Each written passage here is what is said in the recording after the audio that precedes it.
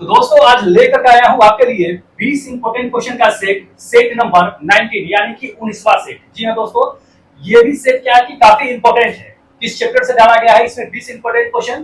तो दोस्त ईंधन यानी कि फ्यूल से 20 ऐसे सिलेक्ट करके लाए हैं क्वेश्चन जो काफी इंपोर्टेंट है और अरबी जो टेक्नीशियन ग्रेड 3 की एग्जाम होगी उसमें दोस्त आने की संभावना बहुत ज्यादा रहता है। इसलिए क्या कीजिएगा दोस्त कि वीडियो को शुरू से अंत तक के देखिएगा, स्किप करके मत जाइएगा, वरना जो 20 इंपोर्टेंट क्वेश्चन सिलेक्ट करके लाए हैं दोस्त उसे आप मिस कर दीजिएगा। ठीक है, ध्यान रखिए इस चीज को। लेकिन इस 20 क्वेश्चन के सेट को देखने से पहले दोस्त आज स्कोर कार्ड भी देखेंगे कि जिसने टेस्ट दिया है दोस्त उसका स्कोर कार्ड हम लेकर के आए हैं। आज देखते हैं कि किसने कितना नंबर अपने साइंस में लेकर के आए हैं, किसने अपना जलवा दिखे रहा है। जी हाँ दोस्तों, तो चलते हैं। सबसे पहले हम देख लेते हैं स्कोर कार्ड, फिर जो 20 इंपोर्टेंट क्वेश्चन सिलेक्ट करके लाए दोस्त उसी को हम देखेंगे। चलिए ज्यादा देरी नहीं करेंगे वरना लेट हो जाएगा। चलिए, यह है अपना स्कोर कार्ड दोस्त। इस स्कोर कार्ड में आप देख सकते हैं सबसे नंबर 1 पे है जिसका आज कोई जोड़ा नहीं है। जी हाँ दोस्तों, लड़की है, इसके आज जोड़े में कोई नहीं है। 80% यानी कि 20 में 16 मार्क्स लेकर के आई है। क्या नाम है? अर्पणा कुमारी। लोकेशन तो मेंशन नहीं की है लेकिन नाम मेंशन करती है, चलो ठीक है।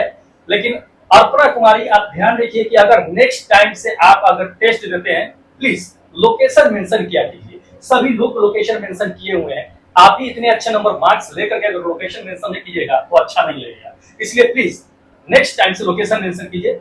16 नंबर लेकर के आई है 20 में। चलिए उसके बाद आपको बताते हैं 75% पे बहुत सारे लोग शामिल है। देख सकते हैं 75% पे बहुत सारे लोग शामिल है। फटाफट नाम ले लेते हैं। 75% पे नंबर फर्स्ट पे है आपका अमित, जो मसूरी से है, लगातार टेस्ट देते हैं। संजय कुमार यादव, ये भी क्या है कि प्रयागराज से है। अपना कॉन्टेक्ट नंबर दे दिया, शायद हमें फोन करना है क्या संजय भाई? हमको फोन करना है क्या, या किसी और को दिखा रहे हैं? कॉन्टेक्ट नंबर नहीं देना है, नाम और लोकेशन देना है। ठीक है, चलिए थर्ड नंबर पे आपको दिखा देते हैं कि देवेंद्र सिंह ठाकुर, ये भी है 75% पे। हरे राम कुमार जो ईस्ट ऑफ चंपारण से है, बिहार में पड़ता है, 75% है कम। उसके बाद ये है देखिए राम लखन पंडित देवघर यानी कि झारखंड से है, ये भी 75% में। चलिए उसके बाद यह आपको हम बता देते हैं जो 70% में है। 70% पे नंबर फर्स्ट पे है आपका सिंटू गाया, यानी कि सिंटू भाई है जो गया से 70% पे फर्स्ट नंबर पे है। सेकेंड नंबर पे है आपका संजय कुमार यादव जो प्रयागराज से। देखिए संजय भाई 2 बार दे दिए हैं, एक तो पहला यहाँ दे दिए हैं जो 70% पे लटक गया, फिर दूसरा बार अटेम्प्ट किए हैं अपना मोबाइल नंबर दे करके, तो ये है 75% पे 1 नंबर मार्क्स इंक्रीज किए हैं। तो भाई ऐसे क्या करना, क्या मतलब बताओ? है कोई मतलब इसका 2 बार देने का? कोई मतलब नहीं है। ठीक है, चलिए उसके बाद आपको लेकर के चलते हैं 70% पे मुन्ना उपाध्याय जो सासाराम से है, ये भी क्या है कि 70% में है। मनीष कुमार जो कहां से है? मनीष फ्रॉम पटना से, ये भी 70% पे है। उसके बाद आपको लेकर चलते हैं गुड्डू यादव जो सारण बिहार से है, पिछले दिन फर्स्ट नंबर पे थे, अब की बार 70% में लेकर आए। कोई नहीं, मेहनत कीजिए। उसके बाद आपको दिलीप जो मोतिहारी से है, ये भी 65% में नंबर 1 पे है। तो 65% वाले का क्या करते हैं, फटाफट क्या करते हैं कि नाम ले लेते हैं। तो 65% है, ये देखिएगा। हाँ, तो 65% पे आपका जो है नाम ले लेते हैं फटाफट। जो दिलीप जो है कहाँ से है आपका बता ही दिए है कि मोतिहारी से है। उसके बाद जो है जयंत वेस्ट ऑफ बंगाल से है, ये भी 65% में। लखन मीना ये भी राजस्थान से 65% में है। ब्रजेश भाई आप भी क्या है 65% पे है। उसके बाद आपको लेकर के चलते हैं विनय मेरठ यूपी से है। ठीक है, ये भी क्या है कि 65% में है। विनय भाई आप बहुत मैसेज करते रहते हैं कि फिजिक्स का पीडीएफ कब मिलेगा? दोस्त मेरे मिल जाएगा, चिंता ना करें, सब मिल जाएगा। ठीक है, चलिए उसके बाद आपको लेकर के चलते हैं, और भी लोग शामिल है, फटाफट नाम ले लेते हैं। अजीत कुमार सिवान से है जो क्या है कि 60% पे है। ठीक है, अजीत कुमार भाई। उसके बाद है आकाश यादव दुबे, ये भी क्या है कि गया से 60% पे है। उसके बाद संजू कपूर जो पटना से 60% है। संजू भाई भी लगातार टेस्ट देते हैं, बहुत अच्छी बात है, बने हुए हैं। उसके बाद लेकर के चलते हैं अनिल कुमार जो 60% पे है। उसके बाद ये आपको लेकर के चलते हैं अनिल कुमार सरोज जो मुंबई से है। अनिल भाई लगातार 2 आदमी है, एक मुंबई से है और एक जो है आपका बता ही दिए है कि सीधा अनिल कुमार है, लोकेशन मेंशन नहीं करते। मुझे लगता है कि ये दोनों कहीं एक ही तो नहीं है। चलिए उससे पहले बीच में आपको दिखा देता है कि आकाश गुप्ता जो वाराणसी से है, ये भी क्या है 60% में। रेहान जो पूर्णिया से है, ये भी 60% में है। मोनेंद्र वर्मा भाई, मोनेंद्र वर्मा आज क्या हो गया आपको, कहाँ मार के बैठिए हैं? लोकेशन मेंशन किया कीजिए, अच्छा से लोकेशन मेंशन करते हैं आप हमेशा। जिला बदायूं यूपी यानी उत्तर प्रदेश से है ये मोनेंद्र वर्मा। ये जो है क्या है कि रेहान और मोनेंद्र वर्मा जो है क्या है कि 55% पे है, ठीक है। तो 55% वालों का फटाफट क्या करते हैं कि नाम ले लेते हैं। ज्यादा वक्त नहीं है मेरे पास में, ज्यादा टाइम हो जाएगा। उसके बाद चलिए दे दिया रूपा जैन जो यूपी से है, यदि 55% पे है। उसका राकेश, राकेश जो कहाँ है, यूपी से है, यूपी नहीं कहाँ से है, राजस्थान से। अच्छा सीकर राजस्थान से है 55% में। अभिमन्यु जो बिहार से है, ये भी क्या है कि आपका 50% में है। तो 50% वाले का नाम देख सकते हैं, फटाफट ले लेते हैं। 50% में नंबर 1 पे है अभिमन्यु भाई जो बिहार से हैं। उसके बाद रवि, रवि साहू जो यूपी से है, ठीक है। यूपी भाई, यूपी नहीं, रवि साहू ये यूपी से है, 50% पे है ये। उसके बाद आपको लेकर के चलते हैं लखन सिंह मीना सवाई जो ये क्या है कि राजस्थान से है ये भी। उसके बाद यह राधे जो कहाँ से है, सीकर से है। उसके बाद आशीष, ये भी क्या है, आशीष कुमार जो रायबरेली से है। तो दोस्त ये लोग जो है क्या 50% पे है। चलिए और 50% पे फटाफट नाम ले लेते हैं हम। आशीष कुमार को बता ही दिया है कि रायबरेली से है, ये भी क्या है कि 50% लेकर क्या है, 20 में 10 नंबर लेकर क्या है। उसके बाद आपको बताते हैं संतोष कुमार जो मसूरी से है, ये भी क्या है कि अपना जो है 50% लेकर के है। उसके बाद रघुनाथ जो कन्नौज से है 50% पे है। दिलीप देवास ये भी है 50% पे। उसके बाद अंकित रसुलपुर रोहतास यानी बिहार से है। और एक लास्ट में है अपना शिशु प्रिया सहरसा से, सॉरी सहरसा से, बिहार से शिशु प्रिया। शिशु प्रिया हमेशा परेशान रहती है, कहती है कि हम टेस्ट देते हैं लेकिन मेरा नाम ही नहीं आता है। शिशु प्रिया आप क्या करती है ना कि थोड़ा सा कम नंबर आता होगा तो 50% के आसपास में हम क्या करते हैं कि नाम ले लेते हैं, ठीक है। तो हो सकता है कि उसके नीचे आपका रहा हो, इसलिए हम नाम नहीं ले पाते हैं। वैसे टेलीग्राम पे हम डाल देते हैं, आप टेलीग्राम ज्वाइन कर लीजिएगा, स्कोर कार्ड आपको मिल ही जाता है। आज आप 50% में सबसे नीचे हैं, ध्यान रखिएगा, इसलिए आपका नाम आ गया है। कोशिश कीजिए कि ऊपर आने का, थोड़ा सा मेहनत कीजिए, बिल्कुल नाम ले लिया, काहे नहीं ले लिया, हमें किसी से दुश्मनी नहीं है, ठीक है। तो मेरे लिए सब समान है, जो भी आते हैं ये कंप्यूटराइज रिजल्ट है, कंप्यूटर के अकॉर्डिंग जो बनाया हुआ रिजल्ट है, हम नहीं बनाते हैं। आप टेस्ट देते हैं, उसके अनुसार हम सेट कर रखे हैं सब कुछ, उसी के अनुसार रिजल्ट जो है क्या होता है कि आता है। अगर आप 50% लाए हैं, 50% में और भी लोग ऊपर है, तो ऊपर क्यों है, इसलिए ऊपर है क्योंकि वो आपसे कम समय में 50% मार्क्स लेकर के आए। कम समय में, आप ज्यादा समय ले लिए इसलिए नीचे। तो टाइम के अकॉर्डिंग सेम मार्क्स को ऊपर नीचे रखा गया है, इसलिए मत समझिएगा कि हम आपको कर दिए हैं नीचे, नहीं। आप वो सबसे थोड़ा टाइम ज्यादा ले, कोशिश कीजिए कि कम समय में ज्यादा क्वेश्चन आप अटेम्प्ट करें। क्योंकि एग्जाम में दोस्त क्या होगा ना, आपको बता देते हैं सभी लोगों को कि सबसे ज्यादा अगर टाइम लगेगा आपको तो मैथ और रीजनिंग में लगेगा, ध्यान रखिएगा इस चीज को। अगर आपको इसमें ज्यादा टाइम लग रहा है तो फिर आप मैथ रीजनिंग नहीं कर पाएंगे, ध्यान रखिए इस चीज को। इसलिए इसमें टाइम नहीं लगना चाहिए, सबसे ज्यादा मैथ रीजनिंग में ही टाइम लगता है। इसलिए क्या कीजिए कि इसको जितना कम समय में आप अटेम्प्ट करना है अटेम्प्ट कर दीजिए, क्योंकि 40 नंबर बहुत मायने रखता है, बहुत बड़ा हथियार है ये आपका, इसी के दम पे हम रिजल्ट गिरा सकते हैं, ठीक है। इसलिए क्या कीजिए, साइंस को बिल्कुल स्ट्रॉन्ग करके रखिए। 40 नंबर भाई मायने रखता है, 40, इसी के दम पे आप गिरा सकते हैं। तो चलिए ज्यादा देरी नहीं करते हैं, अब जो 20 इंपोर्टेंट क्वेश्चन दोस्त लेकर के आए हैं ना साइंस से, उसको देख लेते हैं। फ्यूल से है, ईंधन से है, तो चलिए देख लेते हैं फटाफट, देरी नहीं करते। देखिएगा क्वेश्चन नंबर फर्स्ट में आपको दे दिया है कि क्या दे दिया है भाई, दलदल और धान, दलदल एवं धान के खेती में इनमें से कौन सा गैस जो है उत्पन्न होता है, उत्सर्जित होता है, ये बताना है। जी हाँ, जितने भी दलदली होते हैं धान के खेत, अभी चल रहा है सीजन ना धान के खेत, अभी तो धान रोपनी होगा, रोपा जाएगा, ठीक है।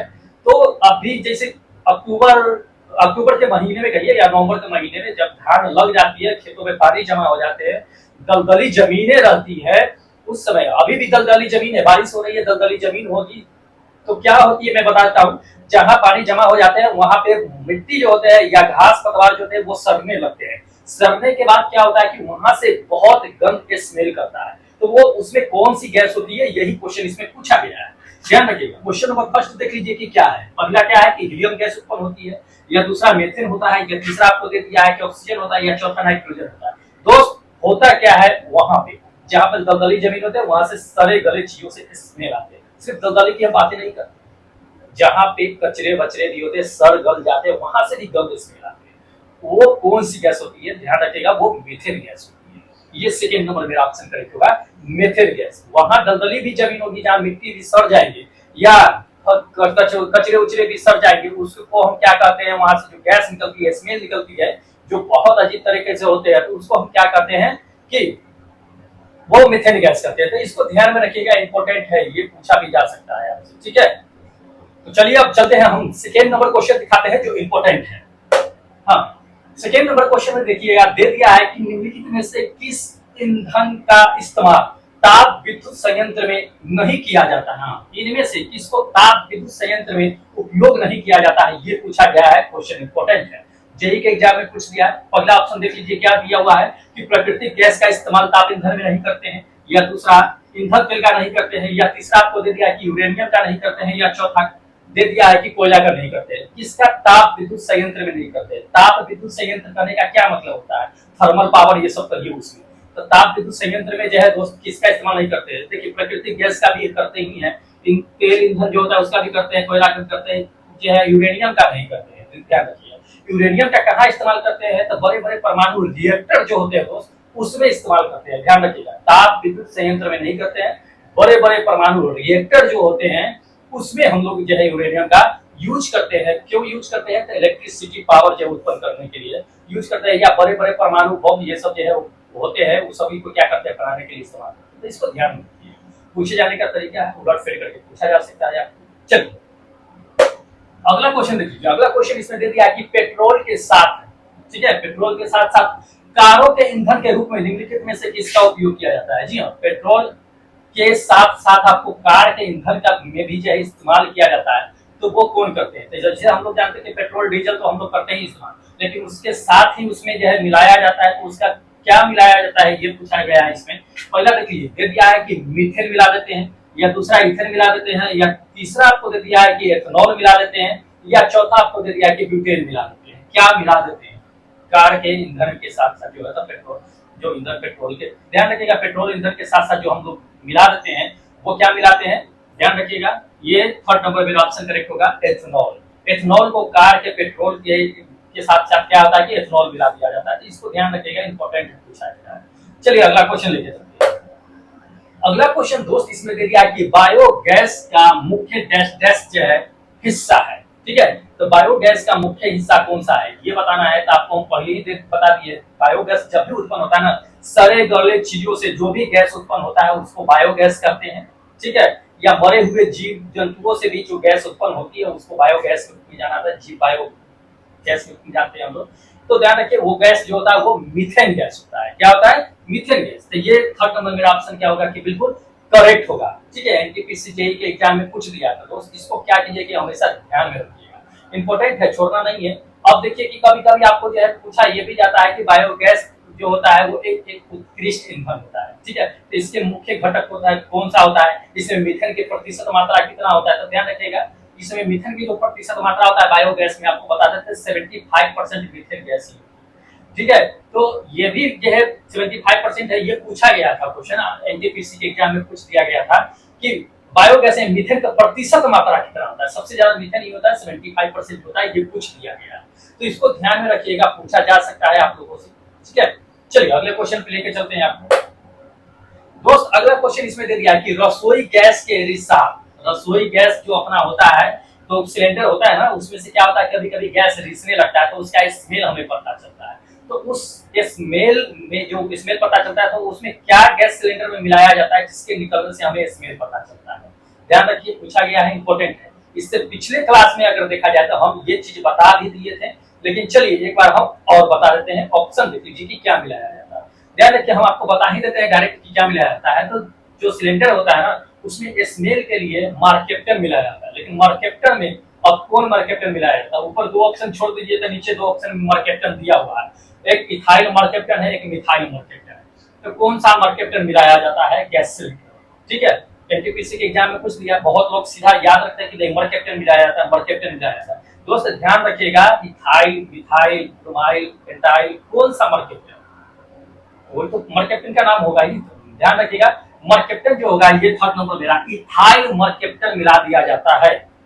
गैस सिलेंडर, जो गैस आइसोब्यूटेन नॉर्मल ब्यूटेन का जो मिश्रण होता है उसमें 5% के आसपास में होता है, तो ये क्या होता है कि आपको बता देते हैं मार्केप्टन मिला दिया जाता है। उसमें आइसोब्यूटेन ब्यूटेन जो होता है उसमें क्या होता है, आइसोब्यूटेन जो है 55% या 50% के आसपास में रहता है। उसके बाद प्रोपेन जो है 45% के आसपास में रहता है, और 5% में ये जो है इसको मिला दिया जाता है। मर्केप्टन। तो इसको ध्यान में रखिएगा, पूछा जा सकता है, ये चीजें इंपॉर्टेंट है। ठीक है, चलिए अगला क्वेश्चन देख लीजिए। अगला क्वेश्चन दोस्त इसमें दे दिया कि भारतीय रेलवे ने, जी हाँ भारतीय रेलवे, देखिए रेल से क्वेश्चन डाला हुआ है। भारतीय रेलवे में क्या है कि 2015 में सीएनजी गैस से चलने वाली क्या हुई थी, पहली ट्रेन जो है शुरुआत की गई थी। तो सीएनजी का पूरा नाम क्या है? आहो, काहे क्वेश्चन घुमा रहे हैं, डायरेक्ट पूछा जा सकता था कि सीएनजी का फुल फॉर्म क्या है या सीएनजी का पूरा नाम क्या है। ये रेलवे ने चलाया या कब चलाया, क्या किया, क्यों पूछा दोस्त? इसलिए पूछा क्योंकि आप रेलवे के एग्जाम देने जा रहे हैं। तो रेलवे से आपको घुमा दिया गया है, पूछ दिया गया है कि आपको इसके बारे में भी नॉलेज हो जाए कि 2015 में सीएनजी से चलने वाली पहली ट्रेन इन्वेंट भी की गई थी, खोजी भी गई थी, चलाई भी गई थी, शुरुआत की गई थी। तो उसमें सीएनजी का नाम क्या है? क्योंकि रेलवे का आप एग्जाम दे रहे हैं इसलिए। लेकिन अदर डिपार्टमेंट में अगर आप जाइएगा तो सीधा आपको पूछ देगा कि सीएनजी का पूरा फुल फॉर्म क्या होता है। तो ये चीजें पूछ देगा। चलिए हम क्या करते हैं कि किसी के एग्जाम में पूछा गया है तो सीएनजी का पूरा फुल फॉर्म जान लेते हैं। देखिए सीएनजी का जो पूरा फुल फॉर्म होता है ना दोस्त, चलिए हम आपको बताते हैं। ये कंप्रेस्ड नेचुरल गैस होता है। कंप्रेस्ड कहने का मतलब इसमें देख लीजिए, कंप्रेस्ड कहीं दिया हुआ है नहीं आपको, तो कंप्रेस्ड नेचुरल गैस कहने का क्या मतलब, इसमें तो है नहीं कहिए कंप्रेस्ड नेचुरल गैस है। तो नेचुरल मतलब प्रकृति, गैस मतलब गैस तो जानती ही है, कंप्रेस्ड मतलब संकुचित करना। तो संकुचित प्राकृतिक गैस होता है। ये सेकंड नंबर मेरा ऑप्शन क्या होगा कि बिल्कुल करेक्ट होगा। ध्यान रखिएगा, कंप्रेस्ड नेचुरल गैस। तो इसको अंग्रेजी में क्या कहते हैं? कंप्रेस्ड नेचुरल गैस यानी संकुचित प्राकृतिक गैस कहते हैं। ठीक है, तो अब इससे जो है पूछा क्या कहा जाता है ये ध्यान रखिए। 2 पॉइंट इसके लिए है, इंपॉर्टेंट है, जो बार बार पूछा भी गया है कि कहता है कि किसका उपयोग जो है मोटर वाहन में जो है अब किया जाने लगा है, किस ईंधन का। तो कंप्रेस्ड नेचुरल गैस का ही सीएनजी का इस्तेमाल अब जो है वाहन के भी इस्तेमाल करते हैं। हर जगह किया जा रहा है, अपने बिहार में भी किया जा रहा है, दिल्ली मुंबई बड़े शहरों में तो बहुत पहले से चल रहा है। ठीक है, तो अब जो है बिहार जो है झारखंड उत्तराखंड ये सब जगह जो है क्या हुआ है कि अब ये चलने लगा है। उसके बाद आपको बताते हैं कि ये पूछा जाता है कि सीएनजी जो होता है, सीएनजी में क्या क्या मिले होते हैं। तो ध्यान रखिएगा, सीएनजी में जो मिले होते हैं, मीथेन मिले होते हैं, एथेन मिले होते हैं, प्रोपेन मिले होते हैं। इसको ध्यान रखिएगा, पूछा गया है, ये इंपॉर्टेंट क्वेश्चन है। कभी कभी आपको दे देगा ऑप्शन में कि क्या मिले होते हैं, तो इसको याद रखिएगा, छोड़ के मत आइएगा। चलिए अगला क्वेश्चन देख लीजिए। अगला क्वेश्चन दे दिया है कि क्रायोजेनिक इंजन में ईंधन के रूप में निम्नलिखित में से किसका उपयोग किया जाता है? जी हाँ, क्रायोजेनिक इंजन। अब ध्यान रखिए कि क्रायोजेनिक इंजन होता क्या है। तो जैसे आप समझ लीजिए कि गाड़ी उड़ी वाला जो है इंजन मत समझ लीजिए। क्रायोजेनिक इंजन हम जानते हैं कि स्पेशलिस्ट जो है रॉकेट स्पेसशिप जो होता है उसमें क्रायोजेनिक इंजन का इस्तेमाल किया जाता है। ठीक है, तो इसको ध्यान में रखिएगा। तो उसमें उस ईंधन में जो होता है वो क्या मिला होता है, ध्यान रखिए, इंपॉर्टेंट है। ऑप्शन देख लीजिए। पहला कहता है कि तरल ऑक्सीजन मिला होता है, या दूसरा आपको दे दिया है कि तरल करने का मतलब लिक्विड। ठीक है, तो लिक्विड में क्या होता है, ऑक्सीजन हाइड्रोजन होता है। या थर्ड नंबर में आपको कह दिया कि ऑक्सीजन और हाइड्रोजन सीधा होता है, ऑक्सीजन हाइड्रोजन होता है। या फोर्थ नंबर में कह दिया है कि नहीं, उसमें तरल हाइड्रोजन होता है। देखिए होता तो है ऑक्सीजन और हाइड्रोजन ही होता है, लेकिन ध्यान रखिए अब वो लिक्विड में होता है या गैस में होता है, ये हमें ध्यान रखना है, क्योंकि इसमें भी ऑक्सीजन हाइड्रोजन देती है। लेकिन ध्यान रखिएगा, क्रायोजेनिक इंजन जो होता है दोस्त, उसमें लिक्विड फॉर्म में क्या होता है कि ऑक्सीजन और हाइड्रोजन गैस को रखा जाता है। तो ये क्या होगा कि थर्ड नंबर मेरा ऑप्शन बिल्कुल करेक्ट होगा। ध्यान रखिएगा, इंपॉर्टेंट है, लिक्विड फॉर्म में होता है। ठीक है, जैसे कि भारत का अपना इसरो जो है जीएसएलवी करिए, उसमें भी क्रायोजेनिक उसमें इंजन का निर्माण होता है। तो उसमें क्या होता है कि ऑक्सीजन हाइड्रोजन जो होता है क्या इस्तेमाल किया जाता है, वो भी क्या होता है कि लिक्विड फॉर्म में इस्तेमाल किया जाता है। तो इसको ध्यान में रखना है दोस्त, इंपॉर्टेंट है। ठीक है, चलिए अगला क्वेश्चन दिखाते हैं। हाँ, अगला क्वेश्चन दे दिया है कि एलपीजी का पूर्ण रूप क्या है। जी हाँ, पूर्ण नाम क्या है, पूर्ण रूप क्या है, एलपीजी का पूरा नाम क्या है, ये बताना है। तो एलपीजी का पूरा नाम क्या है, चलिए ऑप्शन देख लेते हैं। पहला ऑप्शन अभी आपको पता है कि लिक्विड पेट्रोलियम गैस है, या दूसरा दे दिया है कि लिक्विड पेट्रोल गैस है, या तीसरा दे दिया कि लिक्विफाइड पेट्रोलियम गैस है, या चौथा आपको इसमें दे दिया कि लिक्विड पेट्रोलियम गैस है। दोस्त एलपीजी का पूरा नाम है क्या, पूछा गया है, इंपोर्टेंट है एग्जाम में। और अदर डिपार्टमेंट की बात करें तो उसमें तो लगातार पूछते रहता है, लेकिन चलिए हमको जान लेना है। ठीक है, जो लोग जानते हैं वो तो फट से मार देंगे कि क्या है, लेकिन जो नहीं जानते हैं उनको मैं बता देता हूं कि दोस्त बहुत आदमी मार देते हैं कि लिक्विड पेट्रोलियम गैस, ये फर्स्ट नंबर नहीं, लिक्विड पेट्रोलियम गैस नहीं, लिक्विफाइड, क्या लिक्विफाइड पेट्रोलियम गैस होता है। लिक्विड नहीं मारिएगा, लिक्विफाइड, लिक्विफाइड मारिएगा। ये थर्ड नंबर मेरा ऑप्शन बिल्कुल करेक्ट होगा कि लिक्विफाइड पेट्रोलियम गैस होता है। लिक्विड पेट्रोलियम गैस नहीं मार दीजिए, बहुत आदमी मार देता है। चलिए अब इसमें आपको हम बता देते हैं इंपॉर्टेंट पॉइंट, कभी कभी ये पूछा जाता है कि एलपीजी जो होता है उसमें क्या मिले होते हैं। तो दोस्त हम आपको बताएंगे हैं कि एलपीजी में जो होता है वो ब्यूटेन और प्रोपेन, आइसोब्यूटेन, नॉर्मल ब्यूटेन जो कहते हैं वो मिला होता है, प्रोपेन मिला होता है, ये दो चीजें मिला होता है। उसमें कितना प्रतिशत क्या क्या होता है ये भी पूछा जाता है कि एलपीजी में ब्यूटेन की प्रतिशत मात्रा क्या होता है, प्रोपेन का प्रतिशत मात्रा क्या होता है, और अन्य जो आपको हम बता दिए थे उसकी मात्रा जो एथनॉल मर्केप्टन जो बताए थे उसकी प्रतिशत मात्रा कितनी होती है। यदि ध्यान रखिएगा ये तीन चीजें इसमें मिलाया ही जाता है। तो ध्यान रखिए इसमें दे दिया कि ब्यूटेन जो होता है 50% मिलाया जाता है, 45% जो है आपको प्रोपेन मिलाया जाता है, 5% के आसपास में मर्केप्टन और अदर गैस भी जो है इसमें मिला दिया जाता है। ध्यान रखिएगा इस चीज को, जिसमें मर्केप्टन भी, एथनॉल मर्केप्टन भी आता है, मिथेल मर्केप्टन नहीं, एथनॉल मर्केप्टन, इसको ध्यान में रखिएगा इस चीज को।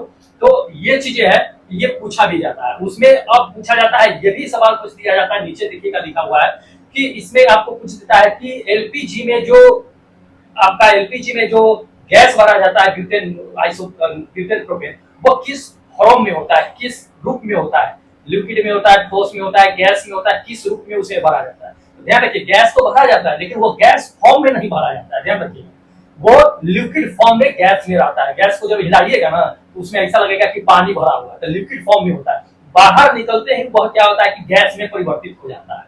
ध्यान रखिएगा इस चीज को, उस वो लिक्विड फॉर्म में होता है गैस सिलेंडर में। तो ये पूछा भी गया है सवाल, इसलिए हम आपको बता रहे हैं, ठीक है, ध्यान में रखिएगा। उसके बाद आपको ये भी पूछा गया कि एलपीजी का उपयोग कहाँ करते हैं, तो खाना बनाने में करते हैं, बच्चे लोग जानते हैं, इसे बताने की जरूरत नहीं है, ठीक है।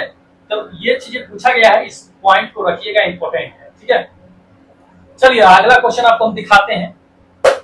अगला क्वेश्चन दोस्त इसमें आपको दे दिया कि इस प्रकार के कोयले में कार्बन की प्रतिशत मात्रा जो होती है वो सबसे अधिक होती है। जी हाँ, दो ही तरीका से क्वेश्चन इसमें पूछा जाता है आपको कि कार्बन की प्रतिशत मात्रा सबसे अधिक किसमें होती है, सबसे कम किसमें होती है। ध्यान रखिएगा, हम आज इसमें दोनों बताएंगे कि सबसे अधिक किसमें है और सबसे कम किसमें होती है, क्योंकि दोनों तरीका से आपको क्वेश्चन पूछा जा सकता है। तो हमें दोनों को माइंड में रखना है, छोड़ना नहीं है, ठीक है। बिल्कुल क्वेश्चन जितने भी एग्जाम में आएंगे दोस्त, सारे क्वेश्चन को ऑपरेशन करके आना है, छोड़ना नहीं है एक क्वेश्चन, वरना अगर छूट गया ना तो वही जो है आपका बीमारी बन जाएगा। इसलिए सारे को ऑपरेशन करके आना है एग्जाम। चलिए आपको हम ये चीजें बताते हैं कि किस प्रकार के कोयले में प्रतिशत मात्रा कार्बन की जो होती है वो सबसे अधिक होती है, ठीक है। पहला ऑप्शन देख लीजिए, पहला ऑप्शन आपको दे दिया कि बिटुमेन्स में होती है, या दूसरा पीट में होती है, या तीसरा आपको दे दिया है कि एंथ्रासाइट में होती है, या चौथा लिग्नाइट में किसमें होती है। तो ध्यान रखिएगा सबसे ज्यादा जो कार्बन की प्रतिशत मात्रा होती है दोस्त, ये थर्ड नंबर में होगा एंथ्रासाइट में। एंथ्रासाइट में क्या होता है कि कार्बन की सबसे अधिक प्रतिशत मात्रा होती है। ध्यान रखिए कभी कभी जो है आप क्वेश्चन ये भी पूछ दिया जाता है कि निम्नलिखित में से कौन सा जो है कार्बन का मतलब की रूप है, तो ये सभी जो है देख रहे हैं चारों कार्बन का रूप होता है। अब चलिए हम आपको बता देते हैं कि किसमें कितना प्रतिशत मात्रा होता है। जैसे एंथ्रासाइट है, एंथ्रासाइट में कितना प्रतिशत मात्रा होता है कोयले का, ये जान दोस्त 95% जो होता है क्या होता है कि इसमें कार्बन की मात्रा होती है। ध्यान रखिए, इसलिए काफी ज्वलन जो है ये ऊर्जा देता है। बिटुमेन्स की अगर बात कर लेते हैं तो बिटुमेन्स में जो है कार्बन की प्रतिशत मात्रा जो होती है दोस्त वो 65% होती है, ठीक है। उसके बाद लिग्नाइट की अगर बात कर लेते हैं तो लिग्नाइट में 45 से लेकर के 55% तक की होती है, और पीट में जो होती है वो 40% होती है। तो ध्यान रखिए सबसे अधिक आपको अब इसी में पता चल गया, सबसे कम पता भी चल गया। तो सबसे अधिक आपको पता चल गया कि एंथ्रासाइट में कार्बन की प्रतिशत मात्रा होती है, और सबसे अधिक किसकी का कार्बन की, सबसे कम किसकी कार्बन की प्रतिशत मात्रा होती है, तो पीट की होती है। दोनों तरीका से क्वेश्चन पूछे जा सकते हैं, इसलिए हम आपको बता रहे हैं कि इसको ध्यान में रखिएगा, इंपॉर्टेंट है। चलिए अगला क्वेश्चन बताते हैं। अगला क्वेश्चन दोस्त इसमें दे दिया कि निम्नलिखित में से क्या स्वच्छ ईंधन का गुण होता है। जी हाँ, स्वच्छ ईंधन का जो गुण होता है वो क्या होता है। इसमें पहला ऑप्शन देख लीजिए कि वो प्रदूषण मुक्त होता है। तो जी हाँ, प्रदूषण मुक्त ही जो होता है वो स्वच्छ ईंधन होता है। स्वच्छ ईंधन उसी को कहते हैं जो प्रदूषण न फैलाए, या आदर्श गैस उसी को कहते हैं जो, आदर्श गैस का मतलब प्रॉपर्टीज क्या होता है, गुण क्या होता है, पूछा जा सकता है कि आदर्श गैस किसे कहते हैं। तो आदर्श गैस ध्यान रखिएगा, आदर्श गैस जो धुआं कम उत्पन्न करे, ज्वाला अधिक उत्पन्न करे, एनर्जी जो उसकी होती है, जब ज्वाला ज्यादा उत्पन्न करे, उष्मा ज्यादा उत्पन्न करे और प्रदूषण कम उत्पन्न करे, उसे खपत कम हो। खपत ऐसा नहीं कि ज्यादा हो जाए, ठीक है। तो खपत भी कम होना चाहिए, उष्मा भी अधिक देना चाहिए, और प्रदूषण भी न फैलाए, उसे हम क्या कहते हैं आपको, आदर्श गैस, आइडियल गैस कहते हैं। और प्रदूषण मुक्त जो होता है वो स्वच्छ ईंधन नहीं होता है, जो प्रदूषण फैलाता नहीं। तो ध्यान रखिएगा, ये फर्स्ट नंबर मेरा ऑप्शन बिल्कुल करेक्ट होगा। तो ये सभी चीजों को क्या करना है कि माइंड में रखना है दोस्त, पूछा जा सकता है आपको। ठीक है, चलिए अगला क्वेश्चन देख लीजिए। अगला क्वेश्चन इसमें दे दिया है कि ईंधन के एक द्रव्यमान के पूर्ण दहन से उत्पन्न जो ऊष्मा होती है उसे क्या कहते हैं। जी हाँ, अगर कोई ईंधन है, अगर उसका मास जो है, द्रव्यमान जो है पूरी रूप से जल जाता है, जलने के बाद जो ऊष्मा उत्पन्न होता है उसको हम क्या कहते हैं। जी हाँ, मतलब कि अगर पूरी तरह से जल जाए, जैसे मान लीजिए गैस है, गैस को जलाते पूरी तरह से जल जाता है, एक भी चीज उसमें नहीं बचता है, तो उसको हम क्या कहते हैं। ध्यान दीजिए, अगला नंबर ऑप्शन क्या दे दिया आपको कि ईंधन का ऊष्मीय मान कहते हैं कैलोरी में, या दूसरा आपको दे दिया है कि ईंधन का वाष्पशील क्षमता कहते हैं, या तीसरा आपको ऑप्शन में दे दिया है इसमें कि ईंधन का ज्वलन ताप कहते हैं, या चौथा आपको इसमें दे दिया है कि ईंधन का ऊष्मीय मान कहते हैं। क्या कहते हैं, ध्यान रखिए, कोई भी ईंधन अगर उसका द्रव्यमान या मास है, अगर पूरी तरह से पूर्ण दहन हो रहा है ना दोस्त, तो उसे हम क्या कहेंगे, ये फर्स्ट नंबर ईंधन का ऊष्मीय मान कैलोरी कहेंगे। क्या कहेंगे, ईंधन का ऊष्मीय मान, जितना जला उतना उष्मा जो है क्या हुआ कि दे करके गया। ठीक है, तो ऊष्मीय मान कहेंगे, वो जो भी प्राप्त हुआ मुझे ऊष्मीय मान के रूप में प्राप्त हुआ। ठीक है, ये चीजें है। चलिए अगला क्वेश्चन देख लीजिए। अगला क्वेश्चन दोस्त इसमें दे दिया है कि ईंधन के कैलोरी मान का इकाई क्या होता है। जी हाँ, जितने भी ईंधन अगर जलते हैं तो उसकी कैलोरी मान का इकाई क्या होता है ये बताना है। ऑप्शन में देख लीजिए, ऑप्शन नंबर में दे दिया है कि किलोवाट प्रति जो है मिलीग्राम दे दिया है, या दूसरा आपको दे दिया है कि किलो जूल प्रति केजी दे दिया है, या आपको दे दिया है थर्ड नंबर में आपको कि एमजे मतलब मिलीग्राम जो है, आपको मिलीग्राम जो है मिली जूल जो है मिलीग्राम केजी दे दिया है, या फोर्थ नंबर में आपको दे दिया जूल प्रति केजी किलो दे दिया है। क्या होगा, तो ध्यान रखिएगा, ईंधन का जो कैलोरी मान होता है उसको किस रूप में इकाई में डिनोट करते हैं ये जानना है। तो ये ध्यान रखिए, ये सेकेंड नंबर मेरा ऑप्शन क्या होगा कि केजी यानी किलो जूल प्रति केजी होता है। किलो जूल कितना जूल खपत हुआ प्रति केजी में, उस हिसाब से उसके इकाई की वैल्यू हम क्या करते हैं कि ज्ञात करते हैं। तो ये जेईई के एग्जाम में पूछ दिया है, छोड़ना नहीं है दोस्तों। ठीक है, बिल्कुल चीर के आना है। चलिए अगला दिखाते हैं क्वेश्चन दोस्त। अगला क्वेश्चन इसमें दे दिया है कि निम्नलिखित में से किसे मार्स गैस भी कहा जाता है। आपको पहले ही बता दिए थे, तो ये हमें बताने की जरूरत नहीं है, कई बार पूछ दिया है, ये एनटीपीसी के एग्जाम में पूछा जा सकता है। तो मार्स गैस हम लोग सब अच्छी तरह से जानते हैं कि मीथेन गैस को कहते हैं। ये थर्ड नंबर मेरा ऑप्शन क्या होगा कि बिल्कुल करेक्ट होगा, मीथेन गैस। मीथेन गैस को मार्स गैस के नाम से हम लोग जानते हैं, ध्यान रखिएगा इस चीज को। चलिए अगला क्वेश्चन देख लीजिए। अगला क्वेश्चन दोस्तों इसमें दे दिया कि कार्बन और नमी की मात्रा के आधार पर क्या होता है कि कोयले के उच्चतम जो है निम्नलिखित गुण वाली जो है किसमें क्रमशः कौन सी होती है ये बताना है। ठीक है, कार्बन के उच्चतम मतलब कि कार्बन की प्रतिशत मात्रा उसमें ज्यादा हो, वो इसमें किससे जाना जाता है। तो आपको हम बता दिए प्रतिशत के रूप में, तो आप इससे डिसाइड कर सकते हैं कि ये कौन होगा। अगर आप नोट किए हैं कॉपी में तो कॉपी पलट के देख लीजिए कि पहले नंबर पे कौन है, दूसरे नंबर पे कौन है, उसी हिसाब से इसको अरेंज किया गया है। मार दीजिएगा फटाक से। पहला ऑप्शन देखिए, पहला आपको दे दिया कि बॉक्साइट लिग्नाइट होता है, कार्बन और नमी के आधार पर कोयले का उच्चतम मान। तो कोयला में तो बॉक्साइट आता नहीं है, ये तो पहले ही फेल हो गया। दूसरा नंबर देख लीजिए कि हो सकता है कि लिग्नाइट या एंथ्रासाइट हो, ये में भी हो सकता है क्योंकि कोयला का ही ये रूप होता है। ठीक है, ये बॉक्साइट नहीं होता है। थर्ड नंबर देख लीजिए कि हो सकता है कि एंथ्रासाइट और लिग्नाइट हो, ये भी पॉसिबिलिटी है। ठीक है, तीसरा नंबर देख लीजिए, चौथा नंबर देख लीजिए। तो चौथा नंबर दे दिया कि लिग्नाइट और बॉक्साइट। तो ये चौथा पहला तो होगा नहीं, बॉक्साइट दे दिया है, बॉक्साइट तो कोयले का रूप होता नहीं है, तो पहला चौथा छाड़ दीजिए। अब दूसरा और जो है तीसरा बच गया, या तो लिग्नाइट होगा या एंथ्रासाइट होगा। अब हमको जानना है कि लिग्नाइट में प्रतिशत कार्बन की सबसे ज्यादा होती है या एंथ्रासाइट में होती है, ये जानना। तो एंथ्रासाइट में होती है, तो एंथ्रासाइट इसमें है पहले कि इसमें है, तो दोस्त इसमें पहले है एंथ्रासाइट, तो इसको करेक्ट मान लीजिए।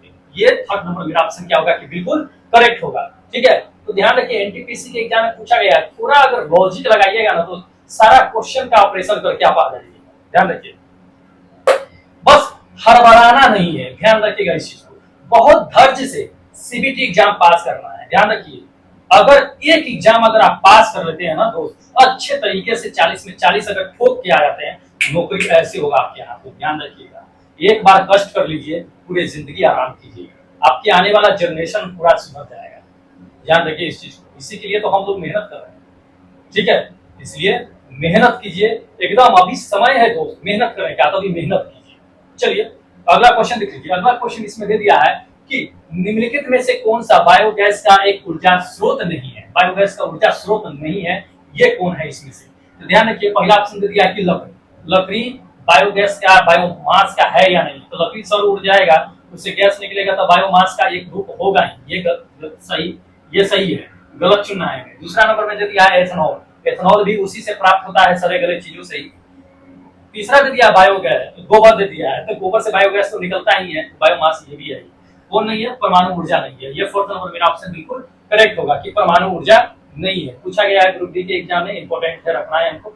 चलिए अगला क्वेश्चन दिखाते हैं। अगला क्वेश्चन इसमें दे दिया कि मीथेन के जलने पर क्या होता है। जी हाँ, अगर मीथेन को हम अगर जला देते हैं, जो जो सड़े गले चीजों से गैस निकलती है, और उस गैस को अगर हम जलाते हैं तो क्या होता है, ये हमें बताना है इसमें जलने पे।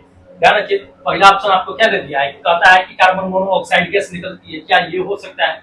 या दूसरा नंबर दे दिया है कि कार्बन के राख जो है शेष रह जाते हैं जलने के बाद, क्या ये होती है। या तीसरा नंबर आपको इसमें दे दिया है कि कार्बोनेट जो है बनता है, क्या ये होता है। या चौथा दे दिया कि कार्बन डाइऑक्साइड और पानी निकलता है, क्या ये होता है, क्या होता है। ध्यान रखिएगा, जब भी मेथेन गैस को आप जलाइएगा, जो मेथेन होता है, मेथेन उसको अगर जलाइएगा तो उसको जलाने के बाद स्वाभाविक है कि कार्बन डाइऑक्साइड निकलेगा, क्योंकि मेथेन में आपको पता है क्या होता है, CH4 कार्बन की मात्रा होती है। जब भी जलेगा तो ऑक्सीजन की उपस्थिति में ही जलेगा, ऑक्सीजन रहेगा तभी जलेगा, नहीं तो ऑक्सीजन की उपस्थिति में कार्बन डाइऑक्साइड में नहीं जलता है। ध्यान रखिएगा, कार्बन ऑक्साइड में कोई भी चीज नहीं जलता है, तो ऑक्सीजन की उपस्थिति में जलेगा। जब मेथेन ऑक्सीजन की उपस्थिति में जलेगा तो कार्बन डाइऑक्साइड और जल का निर्माण करेगा। आप रिएक्शन करके देख लीजिएगा, तो ये क्या होगा कि फोर्थ नंबर मेरा ऑप्शन बिल्कुल करेक्ट होगा कि जलने के बाद कार्बन डाइऑक्साइड और जल के रूप में पानी थोड़ा थोड़ा निकलेगा, ज्यादा नहीं निकलेगा। तो ये पानी निकल जाएगा तो फिर जलेगा कैसे। तो दोस्त, पानी हल्का हल्का वाष्प के रूप में निकलता है, इस चीज को ध्यान रखिएगा। चलिए अगला क्वेश्चन दे दिया इसमें कि काला सोना क्या होता है। जी हाँ, ब्लैक गोल्ड। ब्लैक गोल्ड किसे कहा जाता है, इसे इसमें हमको जानना है। ठीक है, ब्लैक गोल्ड। ठीक है, बहुत लोग येलो गोल्ड के नाम से जानते हैं, लेकिन चलिए ब्लैक गोल्ड बता देते हैं आपको क्या होता है। पहला ऑप्शन देख लीजिए। पहला ऑप्शन आपको दे दिया है कि अपकृत जो सोना होता है, या पेट्रोल होता है, या थर्ड नंबर में आपको दे दिया है कि कोयला होता है, या चौथा दे दिया कि कार्बन होता है। किसे ब्लैक गोल्ड के नाम से जानते हैं, ब्लैक गोल्ड। ध्यान रखिए, तो दोस्त ध्यान रखिएगा, ब्लैक गोल्ड के नाम से जो जाना जाता है, वो जाना जाता है ये सेकेंड नंबर पेट्रोल। ठीक है, तो ये मेरा ऑप्शन क्या होगा कि बिल्कुल करेक्ट होगा। चलिए अगला क्वेश्चन आपको दिखाते हैं। काला सोना ये भी होता है, या तेल या पेट्रोल के रूप में लागू किया जाता है। जान लीजिए, इसको बाहर आने के बाद जो है उसको क्या किया जाता है कि उसे वो परिष्कृत किया जाता है, उसके बाद जो है वो उसका कलर जो है आता है। लेकिन अगर शुरुआती फॉर्म में अगर देखा जाए, जो पेट्रोल निकाला जाता है तो वो उस समय काला छेद में ही रहता है, इसलिए ब्लैक गोल्ड के नाम से इसको जानते हैं। ध्यान रखिएगा, बहुत लोग कंफ्यूज हो जाएंगे कि नहीं ब्लैक गोल्ड के नाम से कहीं जो हो सकता है कि कोयला को जाना जा सकता है, तो ध्यान रखिएगा इस चीज को। चलिए अगला क्वेश्चन देख लीजिए। अगला क्वेश्चन इसमें दे दिया कि निम्नलिखित में से कौन जो है सबसे हल्का, सबसे अधिक वाष्पशील तरल ईंधन है। ठीक है, सबसे हल्का, सबसे वाष्पशील तरल ईंधन के नाम में जाना जाता है। पहला ऑप्शन देख लीजिए। पहला ऑप्शन आपको दे दिया है कि डीजल, या दूसरा ऑप्शन दे दिया है कि मिट्टी तेल, या तीसरा आपको इसमें दे दिया है कि क्या ईंधन तेल, या चौथा आपको इसमें दे दिया है कि गैसोलीन। क्या है जो सबसे हल्का और सबसे अधिक वाष्पशील होता है, बाहर निकालते ही तुरंत वाष्प भी बदल जाता है, तो ये गैसोलीन होता है। फोर्थ नंबर मेरा ऑप्शन बिल्कुल करेक्ट होगा, गैसोलीन। ठीक है, सबसे हल्का और जो वाष्पशील सबसे अधिक होता है। चलिए अगला देख लीजिए। अगला क्वेश्चन इसमें दे दिया है कि जीवाश्म ईंधन डैश डैश और डैश है। जीवाश्म ईंधन है क्या, ये बताना है। ध्यान रखिएगा, पहला ऑप्शन आपको क्या दे दिया है, दे दिया है कि कोयला, पेट्रोल और प्राकृतिक संसाधन। तो जी हाँ, यही है, कोयला, पेट्रोल और प्राकृतिक संसाधन ही जीवाश्म ईंधन होता है। सूर्य के प्रकाश ये सब नहीं होता है, तो ध्यान रखिएगा इस चीज को। फर्स्ट नंबर मेरा क्या होगा कि बिल्कुल करेक्ट आंसर। ठीक है, चलिए अगले क्वेश्चन पे लेके चलते हैं। ये है अपना लास्ट क्वेश्चन। कहता है कि दहन के दौरान, यानी जब जलता है तब डीजल इंजन के सिलेंडर में से जो उत्पन्न होता है रफ, ठीक है, आमतौर पर जब ईंधन तेल, ठीक है, क्या होता है कि निम्नलिखित ज्वाला घूमता होती है, उसे क्या कहा जाता है। ठीक है, ये पूछा जा रहा है क्वेश्चन में, इंपॉर्टेंट है। तो क्या कहा जाता है ये हमें बताना है। पहला ऑप्शन देख लीजिए। पहला ऑप्शन आपको दे दिया है कि ईंधन अपस्फोट कहा जाता है, या दूसरा आपको दे दिया है कि ईंधन विस्फोट कहा जाता है, या तीसरा दे दिया है कि ईंधन जो है प्रणोद कहा जाता है, या चौथा आपको दे दिया है कि ईंधन प्रस्फोट कहा जाता है, क्या कहा जाता है। तो देखिएगा दहन के दौरान क्या होता है कि डीजल इंजन क्या होता है कि सिलेंडर में जो उत्पन्न रब होता है, आमतौर पर जो क्या होता है कि जब ईंधन तेल में अपना गुण प्रदर्शित करता है तो उसे जो है ये फर्स्ट नंबर कहा जाता है ईंधन का अपस्फोट, ईंधन का अपस्फोट। ध्यान रखिएगा इस चीज को, इंपॉर्टेंट है। ठीक है, तो चलिए दोस्त, अब ये क्या था कि अपना 20 इंपॉर्टेंट क्वेश्चन था, ठीक है, जो काफी इंपॉर्टेंट है। नया लिंक टेस्ट के लिए नीचे दिया गया है, फटाफट जाकर के टेस्ट दे लीजिए और फटाफट जो है क्या कीजिए कि चैनल सब्सक्राइब कर लीजिए, क्योंकि दोस्त डेली हम लेके आते हैं आपके लिए 20 इंपॉर्टेंट क्वेश्चन का सेट जो काफी इंपॉर्टेंट होता है और टेक्नीशियन ग्रेड 3 में आने की संभावना बहुत ज्यादा होती है। इसलिए दोस्त इसे मिस मत कीजिएगा। जब भी वीडियो आए तब आप 20, 25, 30 मिनट निकाल करके समय दे करके क्या कीजिए कि देख लिया कीजिए वीडियो, ठीक है। और इस सब का अगर पीडीएफ चाहिए तो दोस्त टेलीग्राम का लिंक नीचे दिया हुआ है, जाकर के आप टेलीग्राम से ज्वाइन हो जाइए, वहीं पे आपका सारा पीडीएफ मिल जाएगा। ठीक है, देर मत कीजिए, फटाफट चैनल सब्सक्राइब कीजिए, जाके टेलीग्राम ज्वाइन कीजिए, और अभी तक टेस्ट नहीं दिए हैं तो फटाफट टेस्ट दे लीजिए, बिल्कुल निःशुल्क है, कोई पैसा नहीं लगता है, 1 रुपया नहीं लगता है, दे लीजिए। चलिए फिर मिलते हैं अगले वीडियो में एक नए वीडियो के साथ, तब तक जय हिंद दोस्तों।